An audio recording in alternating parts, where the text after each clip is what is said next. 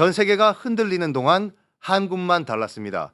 중동 전쟁이 글로벌 공급망을 짓누르고 미국발 관세 충격이 아시아 전역을 강타하던 바로 그 시점. 한국은 1분기 플러스 성장을 기록했습니다.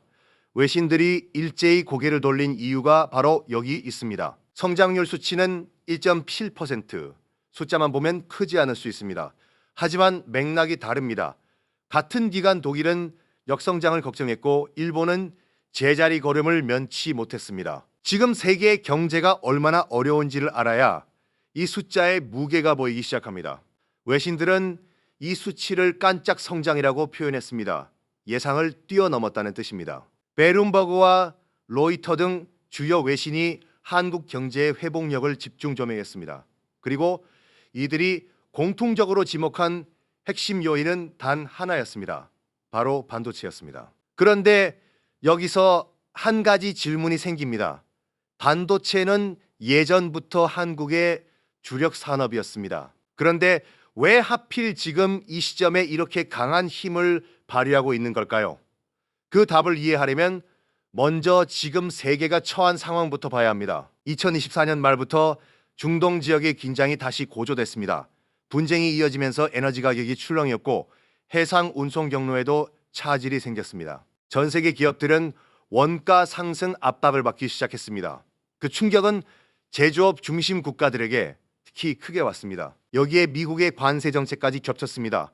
주요 교역국들은 수출 전선에서 동시에 타격을 받았습니다. 한국도 예외는 아니었습니다. 수출 의존도가 높은 구조상 외부 충격에 흔들릴 수밖에 없는 나라입니다. 그런데 결과는 달랐습니다. 무언가가 이 충격을 흡수하고 있었던 겁니다. 그 무언가의 정체는 바로 인공지능 AI였습니다. 2025년 들어 전 세계 빅테크 기업들의 AI 투자가 폭발적으로 늘었습니다. 데이터 센터를 짓고 서버를 늘리고 모델을 고도화하는 과정 전부에 반도체가 필요합니다. 그리고 그 반도체를 가장 잘 만드는 나라가 한국입니다. 특히 고대역폭 메모리, HBM의 수요가 가파르게 올랐습니다. AI 연산의 필수적인 이 부품은 현재 한국 기업들이 전 세계 공급량의 절대적인 비중을 담당하고 있습니다. 다른 나라들이 이 시장에 뛰어들려 해도 기술 격차가 쉽게 좁혀지지 않는 영역입니다. 결국 세계가 AI에 돈을 쏟아부을수록 그 수에는 한국으로 향하는 구조가 만들어진 겁니다. 중동 위기도 관세 충격도 이 흐름을 완전히 막지 못했습니다. 오히려 AI 수요는 지정학적 불안을 뚫고 더 강하게 이어졌습니다. 여기서 진짜 이야기가 시작됩니다. 한국의 반도체 수출은 올해 1분기 전년 대비 큰 폭으로 늘었습니다. 수출 증가가 성장률을 끌어올리는 직접적인 원동력이 됐습니다. 이는 단순한 수치 개선이 아닙니다. 위기 속에서도 한국 경제가 버틸 수 있는 실질적인 이유를 보여주는 데이터입니다. 외신들이 주목한 것은 수치만이 아니었습니다. 한국 정부가 반도체 산업을 지원한 방식도 주목받았습니다. 세제 혜택부터 연구개발 투자까지 정부가 민간 기업의 기술 경쟁력을 뒷받침하는 구조를 일찍부터 설계해 왔다는 점입니다. 그 전략이 지금 결실을 맺고 있다는 평가가 나왔습니다. 삼성전자와 SK하이닉스는 이 흐름의 중심에 있습니다.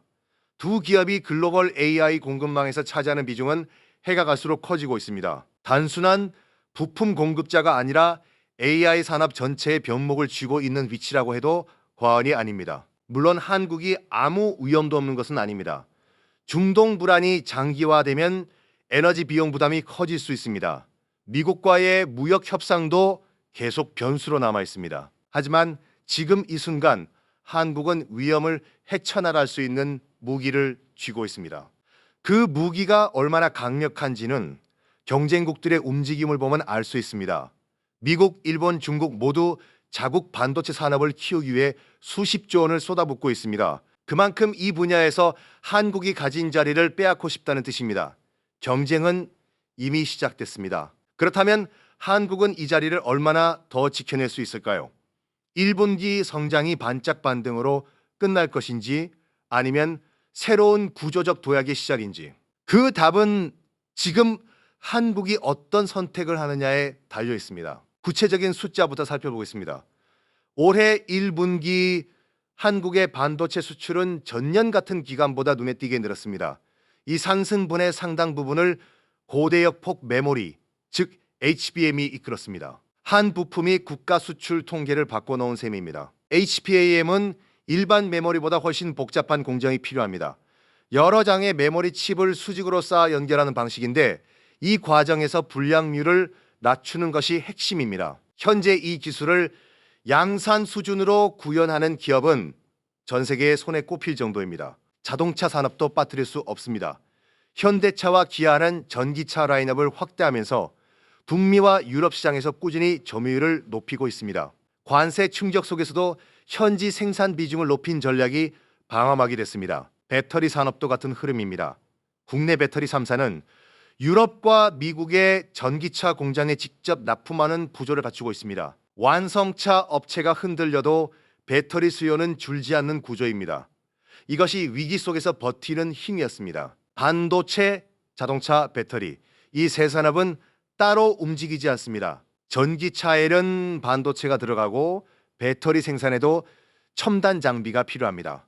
한국은 이 세 산업이 서로 연결된 생태계를 이미 갖추고 있는 몇 안 되는 나라입니다. 한국의 구조적 강점은 단순히 기업 규모만이 아닙니다. 소재, 부품, 장비를 만드는 중소협력사들이 대기업 공장 주변에 촘촘히 자리 잡고 있습니다. 문제가 생기면 빠르게 대응할 수 있는 공급망이 이미 국내에 형성되어 있는 겁니다. 이 구조를 단기간에 따라하기는 쉽지 않습니다. 미국이 반도체 공장을 새로 짓더라도 숙련된 엔지니어와 탄탄한 협력망을 갖추는 데는 시간이 걸립니다. 공장 하나를 세우는 것과 산업 생태계를 만드는 것은 차원이 다른 문제입니다. 정밀 제조 역량도 중요합니다. 한국은 수십 년간 반도체 수율, 즉 합격품 비율을 높이는 데 집중해 왔습니다.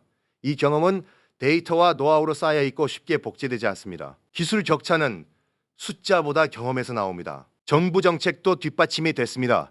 반도체 클러스터 조성, 연구개발세액 공제, 인재 양성 프로그램까지 산업 전반에 걸친 지원이 이어졌습니다. 기업 혼자 달린 게 아니라 정책이 레일을 깔아준 셈이다. 결과적으로 한국은 AI 시대가 요구하는 조건들을 가장 빠르게 충족시킨 나라가 됐습니다. 기술력, 공급망, 정책, 인프라 이 네 가지가 동시에 맞아떨어진 나라는 많지 않습니다. 그게 지금 한국이 주목받는 이유입니다. 하지만 과제도 분명히 있습니다. 첫 번째는 인력입니다. 반도체 설계와 AI 소프트웨어를 함께 다룰 수 있는 인재가 여전히 부족합니다. 제조는 강하지만 설계 역량을 키우는 속도가 경쟁국에 비해 느리다는 지적이 나옵니다. 두 번째는 기술 내재화입니다. 핵심 장비와 소재 일부는 여전히 해외 의존도가 높습니다. 특히 극자외선 노광 장비처럼 공정의 핵심이 되는 기술은 특정 국가와 기업에 집중돼 있습니다. 이 의존도를 줄이는 것이 중장기 과제입니다. 세 번째는 경쟁 심화입니다. 중국은 막대한 자금을 투입해 반도체 자립을 추진하고 있습니다. 미국과 일본도 첨단 공정에 속도를 내고 있습니다. 한국이 지금의 우위를 유지하려면 계속해서 앞서 나가는 수밖에 없습니다. 오늘 내용을 정리해 보겠습니다.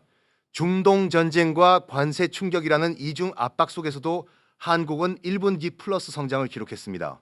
그 중심에는 AI 반도체, 특히 HBM이 있었습니다. 반도체, 자동차, 배터리가 연결된 산업 생태계와 정부 정책이 이 성장을 뒷받침했습니다. 인력과 기술 내재화라는 과제는 남아있지만 지금 이 순간 한국은 AI 시대의 수혜를 가장 직접적으로 받는 위치에 서 있습니다. 여러분은 어떻게 보셨나요? 한국의 반도체 경쟁력이 앞으로도 계속 이어질 수 있을까요? 아니면 중국과 미국의 추격이 더 빠를 거라고 보시나요? 여러분의 생각을 댓글로 남겨주세요. 영상이 도움이 되셨다면 좋아요와 구독 부탁드립니다. 지금까지 K-Pride Factory였습니다.